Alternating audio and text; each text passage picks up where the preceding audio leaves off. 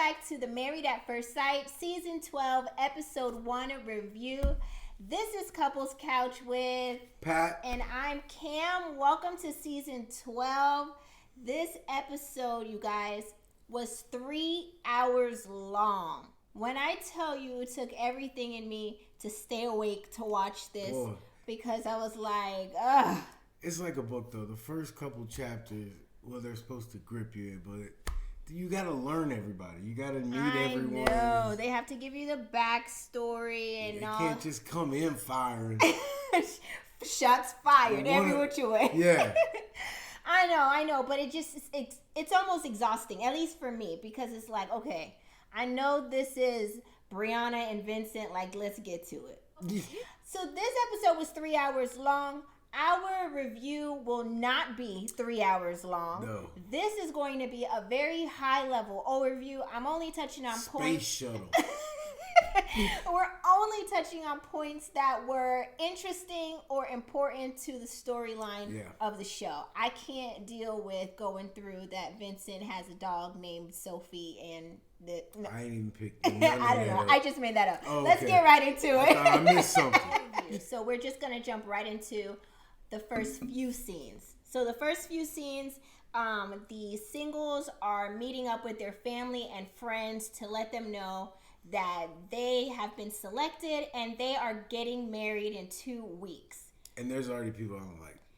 You didn't even get into the couples yet. I'm just talking about the fact that they told their family and friends that they're getting married in 2 weeks. The consensus overall between the family and friends was like a mix. Crazy. I was gonna say it's mixed. The consensus, but most of it should be you're crazy. Yeah, because I think a lot of them are like, why not just do things the organic way?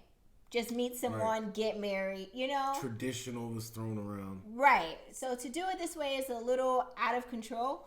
It's bad shit crazy. So, and this happens on every season. Like, family is always like, what? Like, you're going to marry a total stranger you never seen in your life, your whole entire life. And then you got the friends that are like, this is great. I'm so happy for you. And but do they mean you well? They don't care. They don't care. They don't mean you well. You the one got to get married. Yeah, if your friend is like, yay, I'm so happy for you. This is awesome. That ain't your friend. They want to see you fail. Yeah. But so do I. So let's go. Let's get on with it. Let's get into the show. So the first couple is Brianna and Vincent. My name is Brianna Miles. I'm 28 and I'm an engineer. I've been told before that I was a slow starter. I don't open up easily.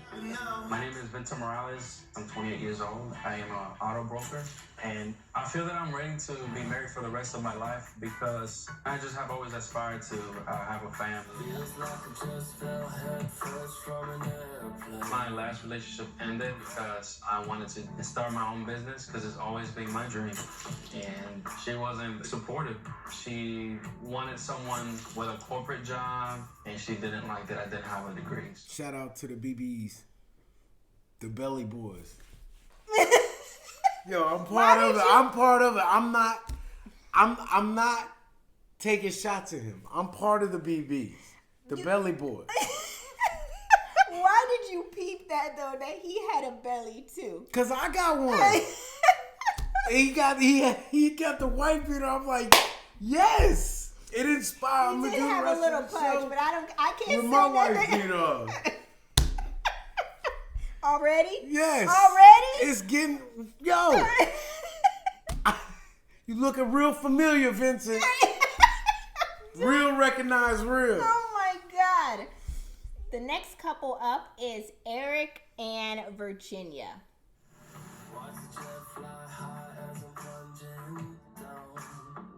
My name is Eric Lake. I'm 34 years old, and I am a pilot and in the Air Force Reserves. One of my biggest fears is to grow old alone. I'm not afraid of much, but that one right there is very, I think about it all the time. My name is Virginia. I'm 26 years old, and I'm a customer experience specialist at a marketing agency. I'm definitely used to the single kind of party lifestyle. I'm not really happy just sitting at home. You know, I have a group that we're all really fun. We all love to go out every weekend and drink and have fun. Eric is a pilot. Which means he's by the book, checklist. Yeah, he ain't playing no games. Yeah, he's very organized to a fault. You know, like you can tell. And she is unorganized to a fault. Yeah, she looks like she's all over the place. She's like, I like to be out She's for the streets. Drinking all the time. I don't care what she says. She's trying to be a reformed street girl. She's like, I just City like girl. Sitting at home. Period. She looks like she's gonna maybe bring life to that relationship because they look a little dry. No. Okay. She's a hot mess. Then his mom looks really conservative. Like she's at the country club, you know. She plays a little golf. She has a little, you know, her little steak dinner at the country club. And they her little... stepped out of a house hanger. There was a house inside a hangar with airplanes. Is that what it was? They was flying over country clubs. So they got that guap. Yeah, he got his own and plane. She's having the boy got his own plane. And when I say the boy got his own plane, he got his own plane. He out there. Let's move on to the next couple. I can't. The next couple is Paige and Chris. My name is Paige Banks. I'm 26 years old. I've wanted to be married ever since I was playing with my Ken and my Barbie dolls. I knew at a very early age that this is something that I've always wanted. My name is Chris Williams II, and I am a finance manager as well as a restaurant owner. I want to be married at first sight because I want a woman that is not after me for my money. She's intelligent, submissive, sexy, good in bed, and a freak. Okay, this couple is what is probably going to give season 12 its life because they look like they gonna have some issues from the gate. Yep. Don't you agree? I mean, absolutely. I said, or she said that she wants a God-fearing man. Meanwhile, he's looking for somebody who is a freak in the bed, good in bed, give him 7 kids, and not after his bank account. And be submissive. And submissive. You got a lot of wants, and what are you putting out here? Because I don't see nothing. And he's what I pick up, he's the type of person, he go, whatever success he really does have, he's gonna try to hold it over her like he's better than her. Like, I mean, he walks with this air about himself already, and it's like, can we get a good 10 minutes into your segment of the show before you start coming off like? All right, she ain't going for what he gonna be putting down. And I can already tell. Yeah. And you know, just for her to be like, I want you to commit right now, not commit later. Whoa, okay, well, you know, you got a lot with you already, and he got a whole lot with him. And he thinks he's a 10. Yes. And I'm glad somebody's. I'm not calling nobody ugly, but we don't want to call nobody ugly. But the way you come the math don't meet up. At least the math in his head don't meet up. I'm sorry, boo boo. But it really does in real life. It's equal. To? In real life, like flesh to flesh, they both about it. I'm not. They match. I'm not gonna give them a number, but they match. Yeah, because we don't want. But in his head, it's not a match. The experts matched them up right though. Not by numbers. The next couple is Haley and Jacob. My name is Haley Harris. I'm 28 years old, and I am a sales representative. I haven't been in a committed relationship since I was 21. Oh, no. I've had 2 serious relationships, and neither one of them ended well. The first one was 5 years. He was super controlling. We would be fine, we'd be great, and then all of a sudden, crickets. Like, wouldn't hear from him. And so we were on again, off again situation, and ended up getting another girl pregnant. My name's Jacob Harder. I'm 38 years old, and I'm a senior IT programmer.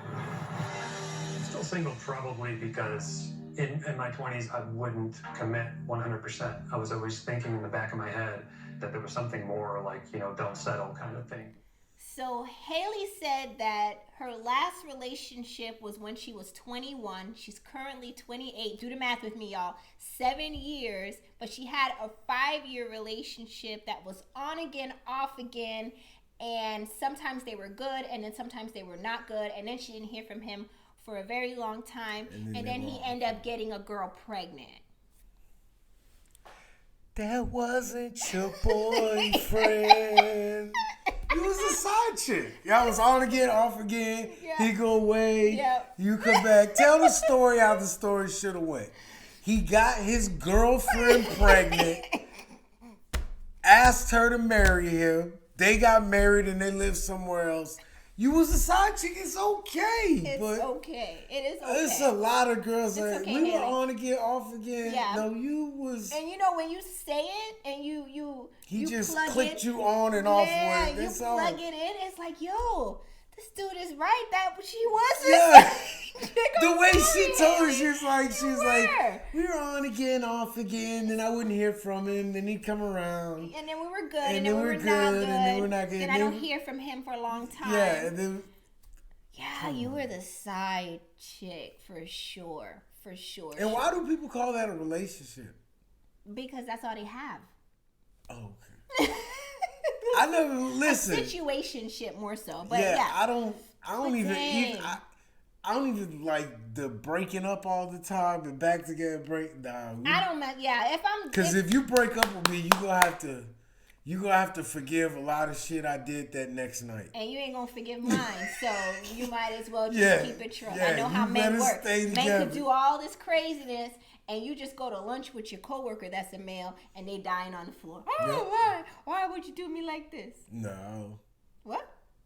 Ain't no do me like this. That's you and me. It's nobody. It was lunch. Why you doing me like this? What are you talking? You think I'm gonna be on the floor crying? I want y'all to know this is a made up story. You going way too far. It's not us. Bring it in. Who you been having lunch with during this pandemic? COVID.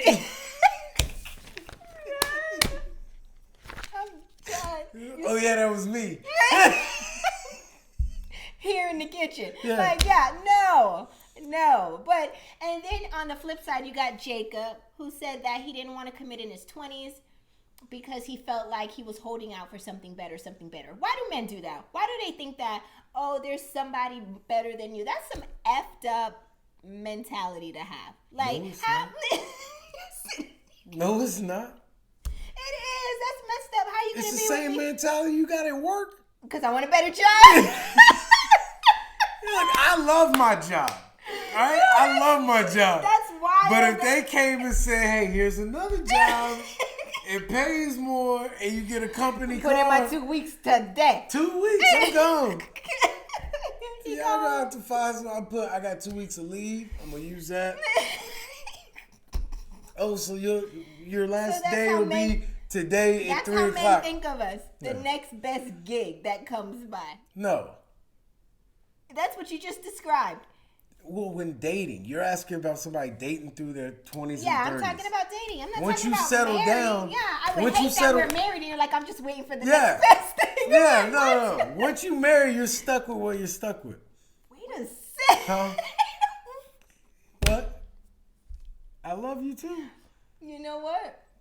The truth comes out, at the rarest moments. I try to tell y'all, hey, Married at First Sight singles and now couples, listen here. This is 9 years going in right here. Has it been that long? It's been that long. I'm interested to see how Haley and Jacob works out. They're just, I don't know, they seem very different, but maybe they have some core characteristics that are the same. I don't know. I'm not an expert. I don't work on the show. I'm just, I'm interested to see if we can span the decade. What is, you mean like for them to mesh? Bridge the gap. I got you. Right. He's young at heart. He does seem young at heart. No, he doesn't. Let's move on to the next couple. Last couple is Clara and Ryan. I am Clara Burgess. I'm 27 and I'm a flight attendant. Most of the time it's a lot of fun being a flight attendant. The travel is amazing.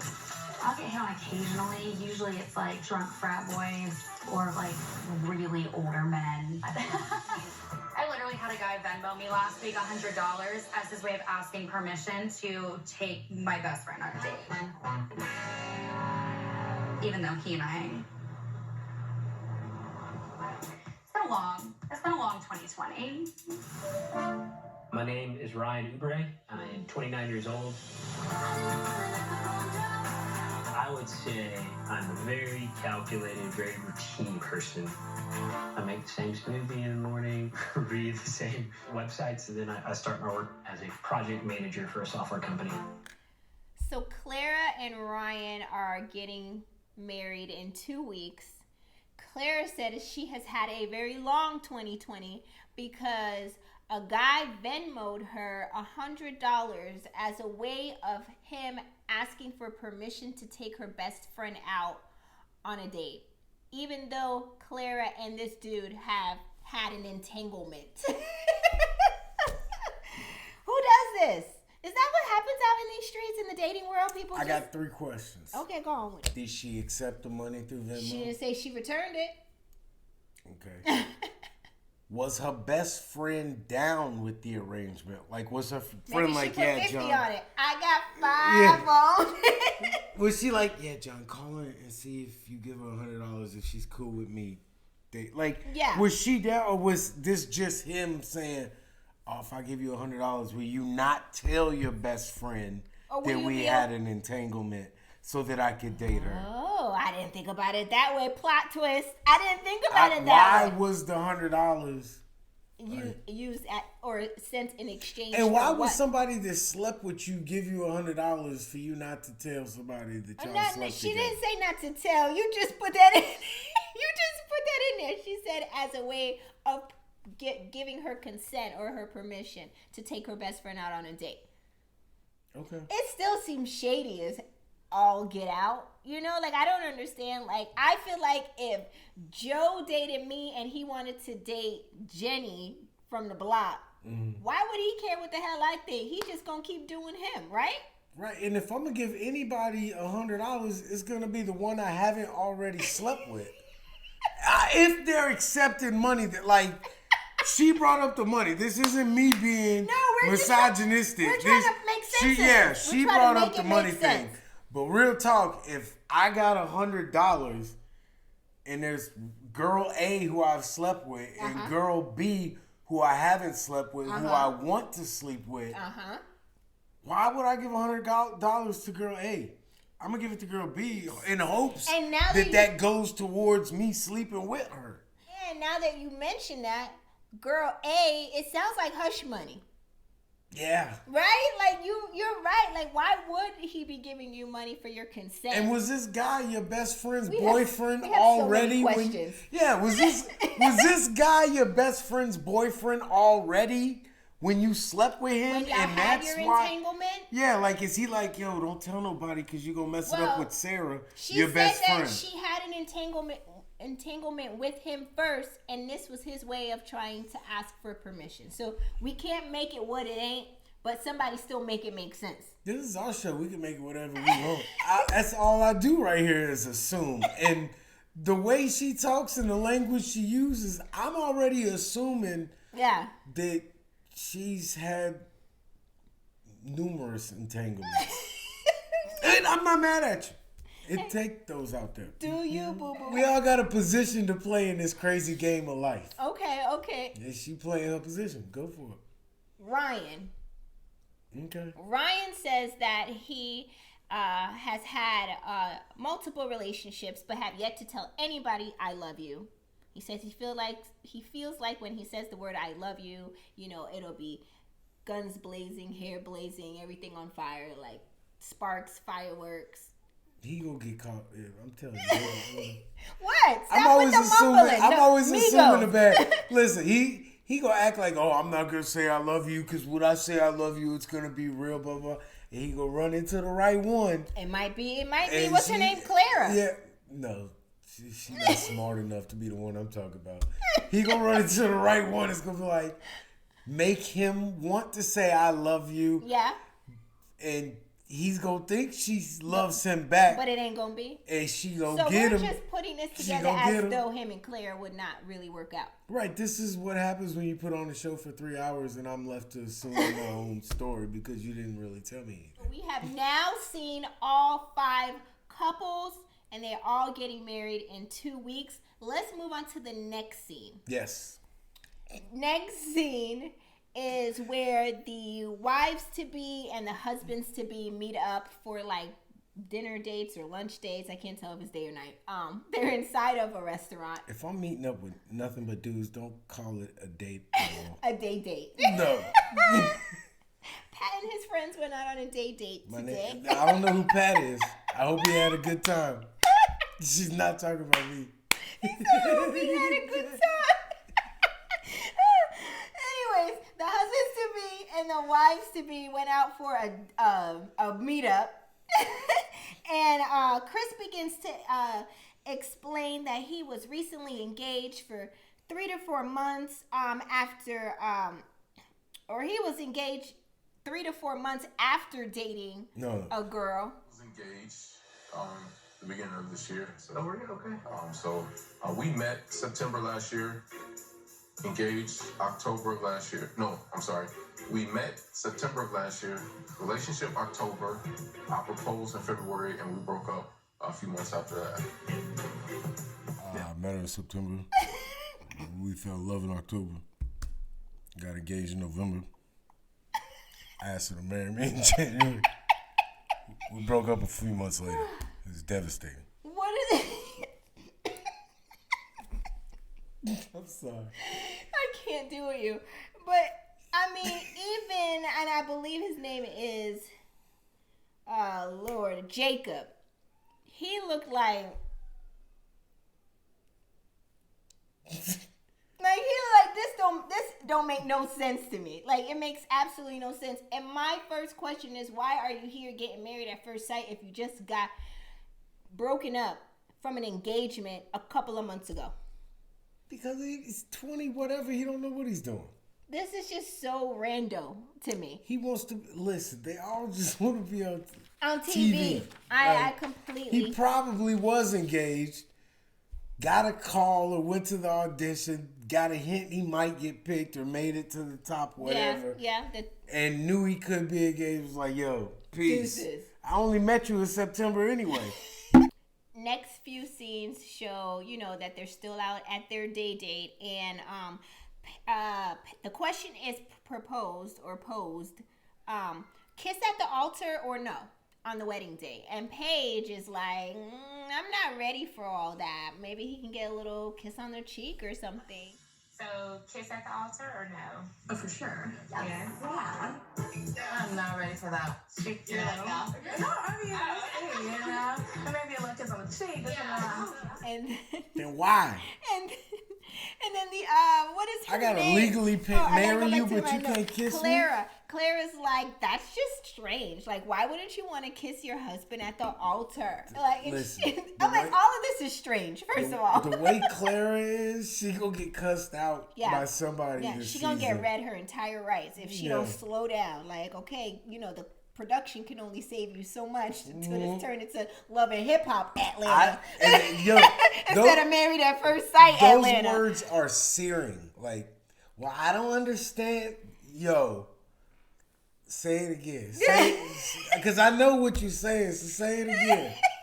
I'm just saying, I don't understand, and I don't that's care all what it after. takes. And it turns right into Love and Hip Hop Atlanta. The tables are turning over. Especially if I'm already out. Well, I just don't understand. Yeah. I'm going to let you understand. Keep playing with me. Real fast and in a hurry. So then the next scene, Chris is in the next scene asking the guys, what is your biggest fear for this entire process, or, meeting your wife? Your guys' biggest fear when you first meet her? My biggest fear is that she is ugly. She's what? That she's ugly. Oh. See, I wouldn't say ugly. I was worried about maybe a little bit that I wouldn't be attracted to her. What would y'all do if she was ugly?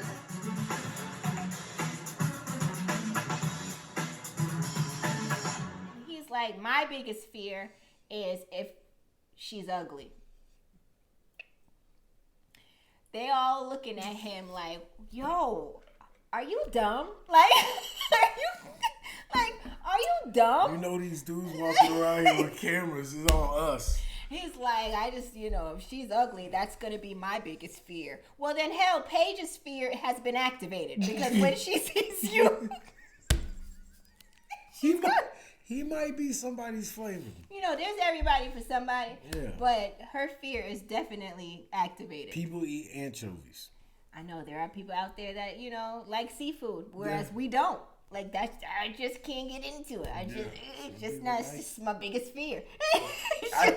What I tell you, their math is not going to add up. Because he say the dumbest stuff, like... Because he's dumb. I'm like, what are you saying here on TV? Even Vincent, bless his soul, he tried to give the politically correct answer. He's trying too hard. Who? Which one? Chris. Yeah. That's why he says... He's so extra with it, and he says that. Like, you're not Woody. Like, Woody in season 11, like, it was natural. Yo. Woody was a clown. Like, everything he said was hilarious, and it was organic. It wasn't, like... corny. Thank you. All right, let's move on to the next scene. Next scene shows Chris at the church talking to the pastor about how he appears on paper. So going through the process, I felt like on paper, confident, handsome guy, great resume. Going from sleeping in a car 2 years ago to having a bank account that's plentiful now. How much money in your bank account? I can't tell you. What I've learned is that sex can cloud your judgment. I'm not gonna lie and say that, you have a beautiful wife and this is your bride, it's not gonna be tempting, but I am considering, even though we're married, I'm waiting for this day that I may not have sex with her the first time that we meet. He's, a good dude, handsome, bank account is plentiful. And he just worries that sex will cloud his judgment. And the pastor's like... that hairline. How much you said was in the bank account?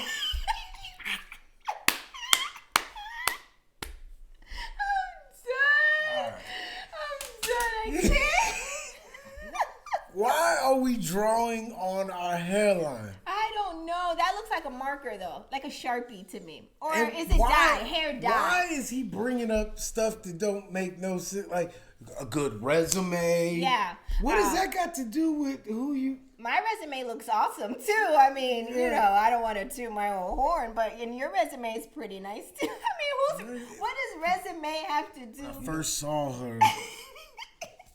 I asked her, I walked up to her, I was like, I don't even want your number or nothing, but... Show me your resume. If you got an e-copy of your resume handy, I would love to read your resume. And we want to know if it's an AP. And it was beautiful. It was beautiful. It was double spaced. Is it APA formatting? Yeah, it covered every year since she graduated high school. It was detailed. It had references. And a cover sheet. I fell in love. And a cover sheet. Yeah.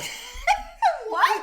What the hell are you talking about, freaking Chris? Idiot. And then to say, you moved so fast in the last relationship that you felt like sex clouded your judgment with that. So going into this relationship or marriage, you want to not have sex. You met, fell in love, got engaged in like Broke 6 up. months. 1,000%. That was the mistake. Yes. Date someone, get to know that. Whatever. I can't do this scene with this crayon. That's what it is. I'm trying to be hip. I can't take it. I mean, it's just too dark for me. It's just so bad. I'm moving on to the next scene. The next scene, go on and put the kids in the next room. Hide your husbands, hide your wives. Don't hide your husbands. Because this topic gets a little explicit, even for me, on Married at First Sight, in the history of Married at First Sight. So I'm just going to cut to the scene. Anything y'all have that's like a Off limits, no go, absolute, would never try, not even once. I was talking to my best friend in the car about this. Would you eat his butt? I was like, wait, what? I was not expecting that to come out of your mouth. I was like, girl, no, never. You can eat mine, but I am not doing that ever. Did she just? She legit just said that on TV. Followed by nope, never. And this is why we said Atlanta's gonna be lit. Because we one episode in and they already talk about eating booty like groceries. Like, I just can't with this. And she's like, I won't do his, but he could do mine. That means she'll do it. She'll do it. Why would you even bring it up? And why were you and your friend talking about this in the car before you got upstairs? Not me, not never. Nope. And that's just how it should be back there. Also,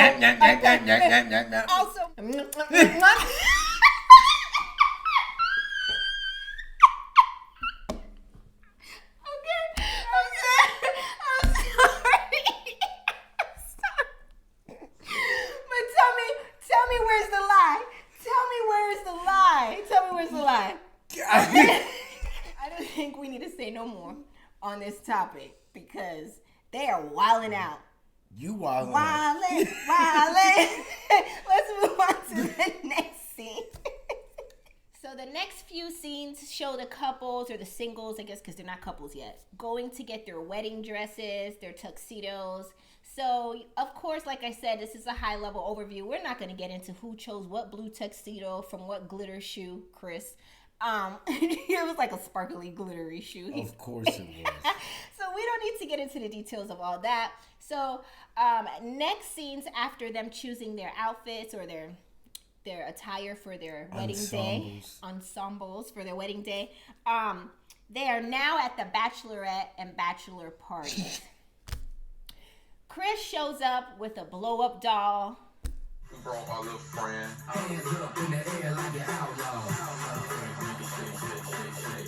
I'm really hoping that when my wife sees this, she's not embarrassed at all. I try to be as respectful as possible, but I want to have clean fun, you know? Thank God she's got a mask on.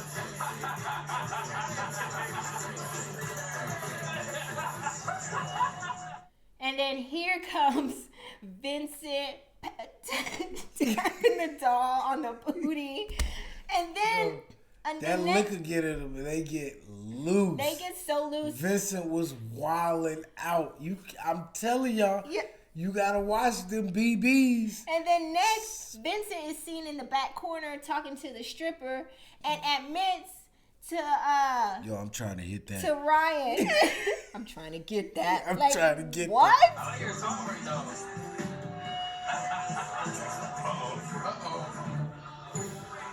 You getting named? What's going on? Trying to get some of that. Nah, but Vincent was wilding out. He on camera, mic'd up, and that's how you know they're drinking. Yeah, like, you can tell even in his interview, his eyes was all low, like, I'm just trying to have fun on my last night, before the party. Like, what? Like, you're actively trying to get with the stripper who has the tongue ring in the cage. Like, she's in a cage. Is it not a cage? And they got better strippers in Atlanta. Maybe not. What is that? Magic City? They were all on stage that night. Yeah, they were booked and busy. They couldn't make drive these strip clubs out there. Listen, I don't know. Then the next scene shows Virginia, so drunk at her bachelorette party. She's throwing her guts up, and here comes Haley. She go get her foot put in her mouth. I'm just making sure that I'm doing extra to not be like other people here at the party. All right now, Haley. All right now. Haley, I'm telling you. Oh, not Haley. Clara. I'm sorry. Yeah. She is a real housewife without a husband. In Atlanta. Yeah. She don't want to get on there with them real housewives in Atlanta. She wants no part of Miss Nene Leakes. Yeah. Or Cynthia But Bailey. that's how she I'm telling you, she keep talking. Yeah, Somebody gonna catch her because it's gonna be too juicy for production not to slip and be like, well, you know what she said. Just go record. Look at this screen. Look at this screen. This is what she said about you in the confessional. what I said? Yeah. What happened to World Star? Anyways, let's move on to the Getting next off scene. topic. Yes, we are. Let's move on to the next scene.